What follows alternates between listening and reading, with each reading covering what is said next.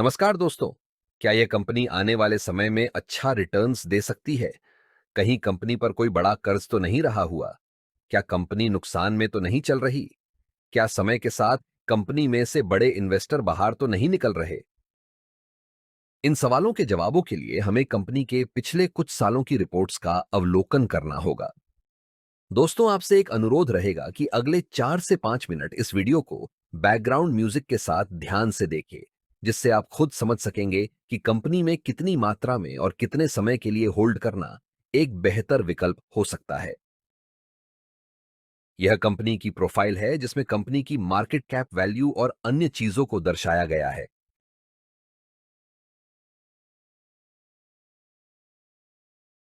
Company के stock की value में होने वाले बदलाव को ग्राफ के माध्यम से देख सकते हैं और इससे अंदाजा लगाया जा सकता है कि कंपनी के स्टॉक वैल्यू में कितना फेरफार हुआ है।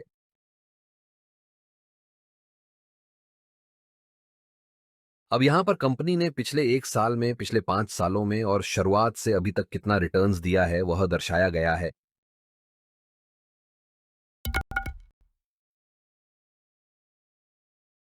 दोस्तों, अब हम कंपनी की फाइनेंशियल रिपोर्ट को देख लेते हैं कि कंपनी कितना रेवेन्यू और प्रॉफिट बना पा रही है। क्योंकि कंपनी को आगे बढ़ने के लिए अच्छा प्रॉफिट बनाना भी जरूरी होता है, तो नीचे की रिपोर्ट पर ध्यान दे।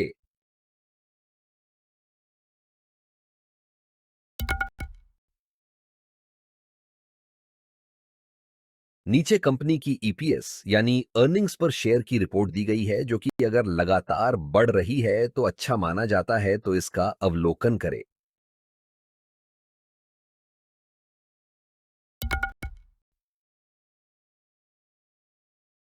नीचे कंपनी की डीपीएस यानी डिविडेंड पे आउट रेशियो को दर्शाया गया है।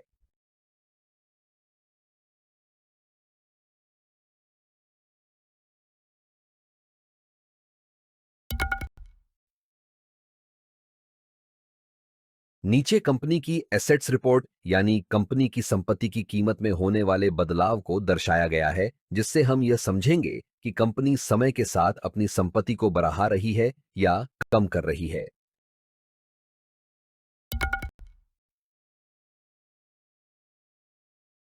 नीचे कंपनी की कैपिटल एक्सपेंडिचर्स की रिपोर्ट को दर्शाया गया है, जो अगर समय के साथ बढ़ता है तो यह कंपनी की ग्रोथ के लिए अच्छा माना जाता है।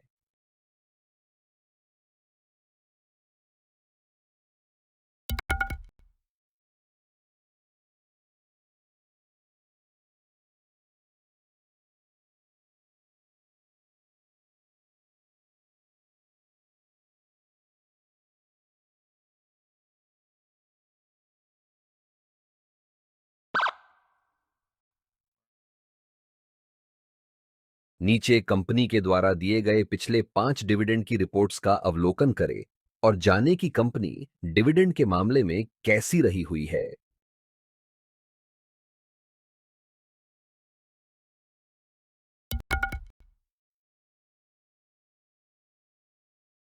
अब हम कंपनी पर रहे हुए उधार या कर्ज को देखेंगे, जो कि नीचे दर्शाया गया है।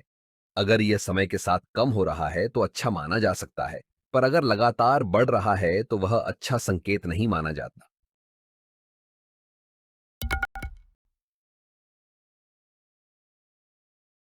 नीचे कंपनी के पास रहे हुए स्टॉक की मात्रा को देखा जा सकते हैं और उसके साथ साथ यह भी देखना जरूरी है कि कहीं कंपनी ने अपने स्टॉक को गिरवी तो नहीं रखा हुआ। अगर रखा भी है तो कितनी मात्रा में रखा गया है। कंपनी में म्यूचुअल फंड्स के द्वारा की गई होल्डिंग को नीचे दर्शाया गया है।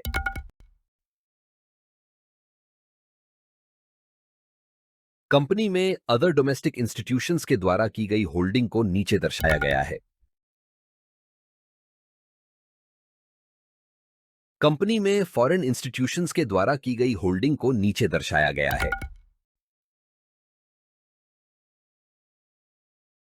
कंपनी में रिटेल और अन्य के द्वारा की गई होल्डिंग को नीचे दर्शाया गया है। पिछली रिपोर्ट्स के अनुसार कंपनी में बड़े इन्वेस्टर्स कितनी मात्रा में रहे हुए हैं, उसके हिसाब से यहां हम रेटिंग देंगे। क्योंकि अगर कंपनी में ज्यादा मात्रा में बड़े इन्वेस्टर्स रहे हुए हैं तो वह एक अच्छा संकेत माना जाता है, और अगर न के बराबर ही रहे हुए हैं तो वह एक अच्छा संकेत नहीं माना जाता। यह कंपनी के टॉप कॉम्पिटिटर्स को दर्शाया गया है।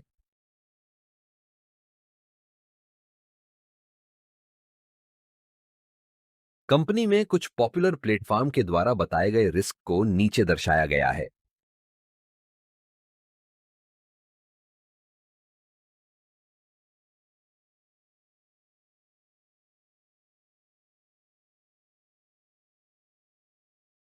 ऊपर की सभी रिपोर्ट्स का अवलोकन करने के बाद 5 स्टार में से दी गई रेटिंग को नीचे दर्शाया है, जो आपको कुछ निर्णय लेने में मदरूप हो सकते हैं। तो आपको इस कंपनी के स्टॉक के बारे में क्या कहना है? हमें कमेंट जरूर करें।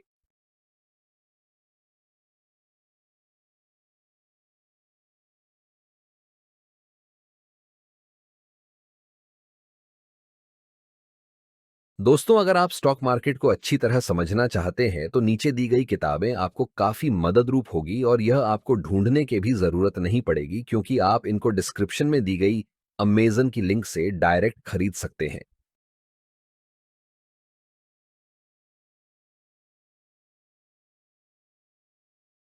कंपनी में निवेश करने के कुछ ऐसे कारण जो कंपनी के स्टॉक की वैल्यू को तेजी से ऊपर ले जाने में मददरूप हो सकते हैं।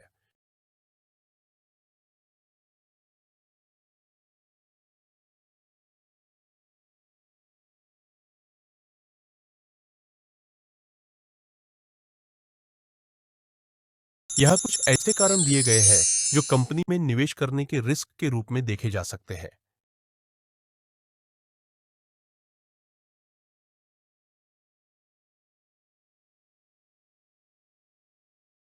दोस्तों, स्टॉक से जुड़ी नई जानकारी के लिए चैनल को सब्सक्राइब करें और आप कौन से स्टॉक पर वीडियो देखना चाहते हैं, हमें कमेंट करें।